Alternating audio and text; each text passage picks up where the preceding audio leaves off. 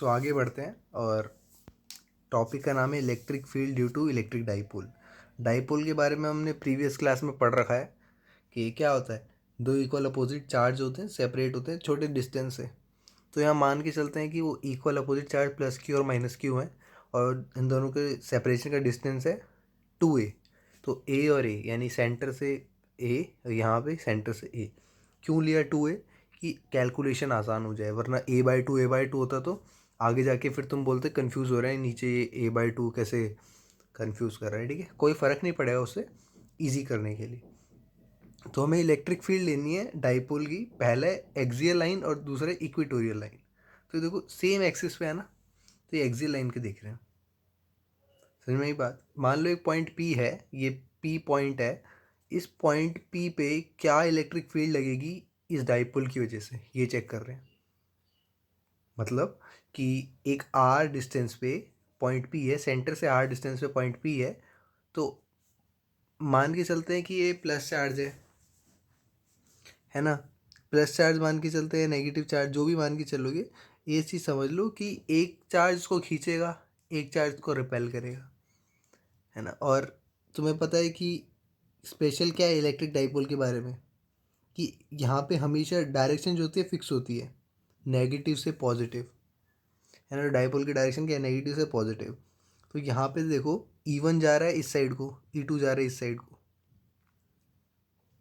तो मैं मतलब माइनस क्यू है, ये मान लो पॉजिटिव चार्ज, ये दोनों आपस में क्या हो रहे हैं, अट्रैक्ट हो रहे हैं। प्लस और ये प्लस और ये माइनस आप आपस में अट्रैक्ट हो रहे हैं, और ये प्लस और ये प्लस आपस में क्या हो रहे हैं, रिपेल हो रहे हैं। एक बार बताओ, ये दूर में है, दूर है तो कम इफेक्ट पड़ेगा ना। ये अपनी अपने से दूर भगा रहा है इसको, मगर ये तो काफ़ी दूर है, मगर ये अपने पास खींच रहा है तो ज़्यादा पास है। तो इसलिए ई नेट मतलब इन दोनों का जो आपस में खिंचम खिंचाई है इस साइड में ही रहेगा, क्योंकि ये पास में है। समझ में आया। तो मान के चलते हैं ये सारा सिनेरियो है, ये सब बनाना है तुम्हें। उसके बाद ई को मान के चलते हैं electric field due to negative charge at point P. Electric field due to negative charge, ये नेगेटिव चार्ज है, इस पॉइंट पे क्या इलेक्ट्रिक फील्ड है, इस पॉइंट की वजह से, मतलब माइनस क्यू की वजह से इस पॉइंट पी पे। तो E1 is equal to KQQ upon R-A। ये समझ में, ये टोटल R है, हमें चाहिए यहाँ से यहाँ तक का डिस्टेंस, तो R-A कर देंगे उसका स्क्वायर। दोनों का चार्ज Q है मान के चलो। Electric field due to positive charge, अब इनका देखो, अब यहाँ R+A हो जाएगा क्योंकि ये A एक्स्ट्रा है ना दूरी में, तो वही चीज़ ले ली। समझ में आ रहा है। फिर आता है net electric field axis of dipole. तो ई एक्सियल हो जाएगा E1 माइनस E2। E1 क्या है, नेगेटिव चार्ज की वजह से, जो कि ज़्यादा है।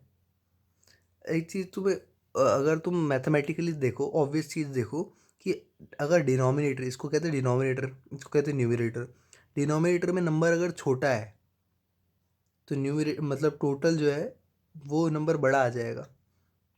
फॉर एग्ज़ाम्पल 5/2 कितना होता है, 5/2 कितना होता है, 2.5। और 5/1 कितना होता है, 5। तो 5 बड़ा है ना, नंबर अगर छोटा है तो वही है, यहाँ नंबर छोटा आएगा यहाँ बड़ा आएगा, देख ही रहा है। तो डिनोमिनेटर में नंबर बड़ा है तो ये वैल्यू छोटी होगी। ठीक है, वैसे तो मैं इतना समझ में आ गया होगा, कॉमन सेंस वाली बात, कि ये ज़्यादा फोर्स लगाएगा, ये ज़्यादा इलेक्ट्रिक फील्ड होगी इसकी रैदर देन दिस। तो E1 माइनस E2 करेंगे, के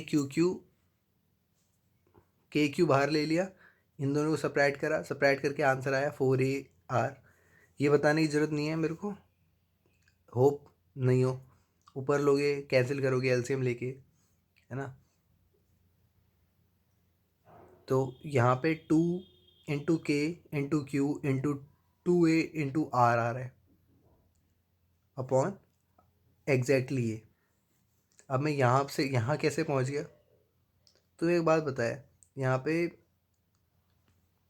4AR लिखा हुआ आ रहा है ना। अब P इज इक्वल्स टू क्या होता है, Q × 2A। P is equals to क्या होता है, 2 × QA। तो अब 4 यहाँ पे है तो इसको 2 और 2 में बांट सकते हैं। ए को 2A को साथ में रख लो और इस Q को साथ में रख लो, तो इससे क्या हुआ, ये चीज़ एक साथ हो गई। यही तो मोमेंटम होता है, डाइपोल मोमेंट यही तो होता है। तो अगर मान के चलो कि आर बहुत ज़्यादा है ए से। सिनेरियो ऐसा देखो, ए मान लो ए बहुत छोटा है, डाइपोल आपस में बहुत चिपके हुए होते हैं, मतलब नेग्लिजिबल डिस्टेंस होता है, ध्यान रखना। तो इसलिए हम ए को छोटा मानते हैं। आर तो सिग्निफिकेंट डिस्टेंस होगा, है ना। अगर ये 1 मीटर भी होगा तो ये माइक्रोमीटर पता है क्या होगा, है ना, बहुत कम डिस्टेंस होगा, क्योंकि आपस में इतना तेज चिपके हुए हैं। क्योंकि रीज़न पता ही है ना, अट्रैक्शन होती है, बहुत मिनिमम डिस्टेंस है, ठीक है। तो यहाँ पे इस वजह से आर बहुत ज़्यादा है ए से। तो ई एक्सियल जो है 2 kp, 2 समझ में आया, यहाँ लिखा के, यहाँ लिखा पी है, क्यूब इंटू 2a को हम पी बोलते हैं, बताया है पिछली क्लास में, इंटू आर। और ये ए स्क्वायर गायब कर दो बॉस, ये गायब हो गया तो नीचे आर की पावर 4 बचा, आर से आर कटा तो के 2 kp/r³ बचा, है ना। और E is directly proportional to 1/r³। तो ये चीज़ समझ में आती है कि ई जो है वो इन्वर्सली प्रोपोर्शनल है r³ के, ऐसा भी बोल सकते हो। Theta is the distance between E and P 0 and E and P parallel, ठीक है। तो थीटा क्या है, डिस्टेंस मान लेते हैं ई और पी के बीच में, और ई और पी पैरेलल है, क्योंकि हमारा ये पी क्या है, वेक्टर क्वांटिटी है, इलेक्ट्रिक फील्ड भी वेक्टर क्वांटिटी है, दोनों सेम डायरेक्शन में है, तो इसलिए उनके बीच में कोई एंगल नहीं होगा और दोनों पैरेलल कहलाएंगे, ठीक है। ऐसा क्यों बोल रहा हूँ अभी समझ में आएगा जब हम इक्वेटोरियल वाली चीज़ देखेंगे। देखो पेपर में आता है कि इलेक्ट्रिक डाइपोल कैसे बिहेव करेगा इक्वेटोरियल लाइन पे, तो कुछ ऐसा बनाना कि एक प्लस क्यू है या माइनस क्यू है, चार्ज हमेशा डाइपोल फ्लो कहाँ से होगा, माइनस क्यू से प्लस क्यू पे, बता रखा है ये बात। पॉइंट पी इस बार क्या है, इक्वेटोरियल लाइन पे है, दोनों से इक्वेटोरियल लाइन पे है, समझ में, क्योंकि यहाँ पे भी √e² प्लस आर स्क्वायर होगा, और यहाँ पे भी √a² प्लस आर स्क्वायर होगा। ये चीज़ क्लियर रखना थोड़ा, समझ में नहीं कैसे आ रहा है, ये आर है ये ए है। अब पाइथागोरस थ्योरम तो जानते ही हो क्या रहा है कि इस पॉइंट पी पे हो प्लस क्यू जो है वो क्या कर रहा है, दूर फेंक रहा है, क्योंकि दोनों सेम चार्ज है।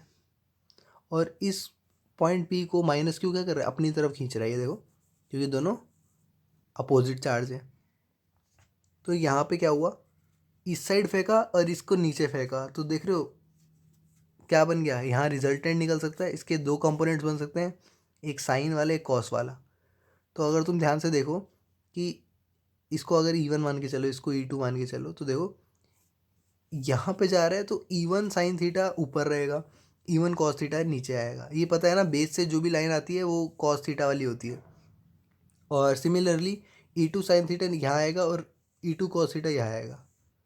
बात समझो, तो दोनों जो है वो अगर उनके कॉस कंपोनेंट जो है एक साथ जा रहे हैं और साइन कंपोनेंट जो है वो अलग अलग जा रहे हैं, तो यहाँ देखो E1, ये चीज़ बनाना सीख गए ना तुम, कैसे बनानी है, ठीक है। साइन कंपोनेंट ये है और ये है, तो देखो अपोजिट जा रहे हैं। अब देखो इसका क्या नुकसान क्या फ़ायदा होगा, सब देखते हैं।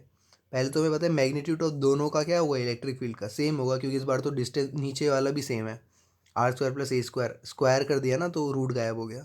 इसको ई मान लेते हैं, ठीक है, मान सकते हैं, बार बार लिखना ना पड़े। Since vertical component of E1 and E2 cancel out each other, so net E field exist only along horizontal line. Vertical component क्या कर रहा है, कैंसिल कर दे रहा है, समझ में आया क्यों, अभी बताया। ये साइन वाला नीचे जा रहा है, ये ऊपर जा रहा है, अब इक्वल और अपोजिट है तो कैंसिल आउट कर देंगे, तो सिर्फ हॉरिजॉन्टल बचा, that is 2e cos theta. समझ में आया क्यों, क्योंकि दोनों साइड है ना, फिगर दिमाग में रखोगे तो ये देखो, भले ही E1 E2 लिखा है मगर दोनों सेम है, इसलिए तो 2e cos थीटा हो गया। अब ट्राइंगल COP देखो, यहाँ पे हमारा सी ये रहा, ओ ये रहा, पी ये रहा, इस ट्राइंगल में देखो, दिमाग में रखो इस ट्राइंगल को, मैं बार बार ऊपर नीचे नहीं करना चाह रहा, ठीक। कॉस थीटा जो होगा वो क्या होता है, a/r² + a² 1/2, ये क्या है, हाइपोटेन्यूस है, ये क्या है, बेस है। तो कॉस थीटा क्या होता है, बेस अपॉन हाइपोटेन्यूस। पढ़ा था क्लास 10th में भी, पढ़ के आ रखे हैं, 11th में भी पढ़े थे अगर जिसने मैथ्स ली थी। तो इक्वेटोरियल पे 2kq × a अपॉन ये चीज़ आ गई, इक्वेटोरियल पे, समझ में? कॉस थीटा की वैल्यू ये है ना, देखो हमने 2e लिखा है यहाँ पे, टू टू तो रहने दिया, ई की वैल्यू क्या थी, K Q upon R square plus A square, है ना। और जैसे ही कॉस थीटा यानी ये चीज़ मल्टीप्लाई करी तो ए आ गया यहाँ पे, और नीचे क्या हुआ, इसकी पावर 1, इसकी पावर हाफ, 1 प्लस हाफ कितना होता है 3/2, एलसीएम लेके देखो, है ना, समझे। तो इस वजह से ये वैल्यू आई। और तुम्हें पता है कि ये क्या होता है, two two Q into two A क्या होता है, पी होता है। तो इस वजह से इक्वेटोरियल पे K P upon R square plus A square की पावर 3/2 हो गई, है ना। एक्सरसाइज के क्वेश्चन नंबर ये चीज़ देख लेना। अगर मैं दिखाऊं तुम्हें, ये बड़े स्टार मार्क हैं, 1.10 बहुत इंपॉर्टेंट है, एग्जाम्पल का, सॉरी एक्सरसाइज नहीं एग्जाम्पल है, हाँ शायद एग्जाम्पल ही होगा, ट्राई करना उसको, ठीक है। और अगर आर बहुत बड़ा है इक्वेटोरियल में तो के पी अपन आर क्यूब हो जाएगा, सेम चीज़। तो नोट नोट करने की बात क्या है कि रेशियो ऑफ एक्सियल और इक्वेटोरियल जो होता है 2:1 होता है ना, क्योंकि वहाँ पे यहाँ पे 2 भी लिखा हुआ आ रहा था, याद है, तो इसलिए 2:1 है। और जब when angle theta is equal to 180 between electric field और पी, डाइपोल और इलेक्ट्रिक फील्ड के बीच में अगर 180 डिग्री का एंगल है तो वो एंटी पैरेलल है, इसलिए अनस्टेबल इक्विलिब्रियम, ठीक है।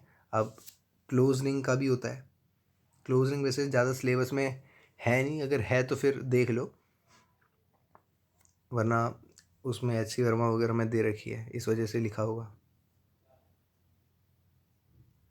ये रिंग है, इस रिंग पे पॉजिटिव चार्ज है, तो ये पर्टिकुलर पॉइंट है, यहाँ पे क्या इलेक्ट्रिक फील्ड आ रही होगी, तुम खुद करना चाहते हो तो ट्राई कर सकते हो, वरना तो मैं थोड़ा सा हिंट दे दूँ, यहाँ इंटीग्रेशन चलेगा इतने हिस्से का, देखो डी क्यू, इस पर इतना चार्ज है, D Q charge, D L length है, डिस्टेंस इसकी क्या है √r² प्लस ए स्क्वायर, क्योंकि ये आर है ये ए है, ठीक है। अब यहाँ कंपोनेंट्स में डिवाइड हो जाएगा, ये पॉजिटिव चार्ज के अगर इसको धक्का देगा, यहाँ पॉजिटिव चार्ज के इसको धक्का देगा, जब कंपोनेंट डिवाइड होंगे तो ये कॉस वाले साथ में रहेंगे, ये दोनों आपस में कैंसिल होने वाले हैं, वही सेम चीज़ है।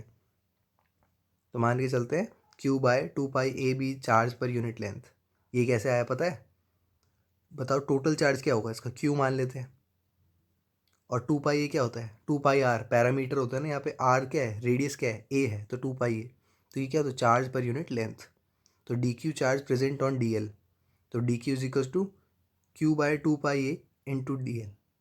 ये चीज़ समझो, बहुत बेसिक चीज़ है ये, कि हम क्या कर रहे हैं, चार्ज निकालने की बात कर रहे हैं एक पर्टिकुलर जगह पे, और हम क्या कर रहे हैं, पहले तो सबका ले रहे हैं, मतलब कहते हैं ना बड़े हिस्से में से छोटा टुकड़ा निकालना, वही चीज़ कर रहे हैं, क्योंकि डी क्यू अपन डी एल जो होता है वो Q/2πA होता है, इसको के वैल्यू ले ली, ठीक है। तो electric field due to D Q at point P क्या होगा, डी ई, क्योंकि डी ई यानी स्मॉल इलेक्ट्रिक फील्ड, इतने छोटी जगह पे छोटी इलेक्ट्रिक फील्ड होगी, के इंटू डी क्यू, के वही है 1/4πε0, r² plus A square is equals to K Q D L, D Q की वैल्यू ये पुट कर दी, 2πA r² plus A square, बाकी तो अंडरस्टूड है। अब वर्टिकल कंपोनेंट कैंसिल हो जाएंगे, हॉरिजॉन्टल बचेगा वही वाला है, डी ई कॉस थीटा। अब यहाँ पे 2 क्यों नहीं लगा, सोचो, क्योंकि हम क्या कर रहे हैं, हम एक पॉइंट से देखना चाह रहे हैं, ध्यान रखना,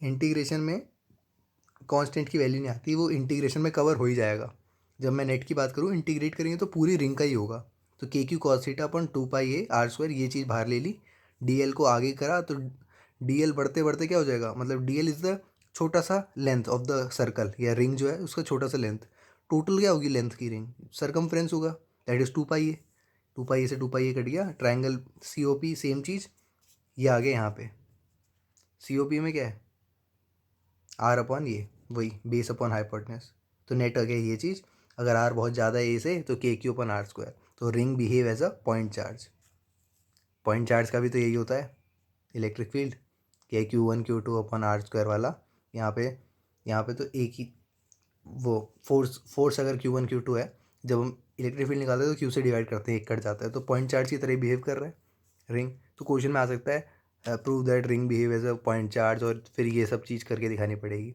एट द एंड ए को नेगलेक्ट कर देंगे और आर 2 से 2 कट जाएगा, r क्यू बचेगा, फिर यहाँ से r कट जाएगा, ठीक है, होप समझ में आया होगा। और कुछ भी डाउट है पूछना।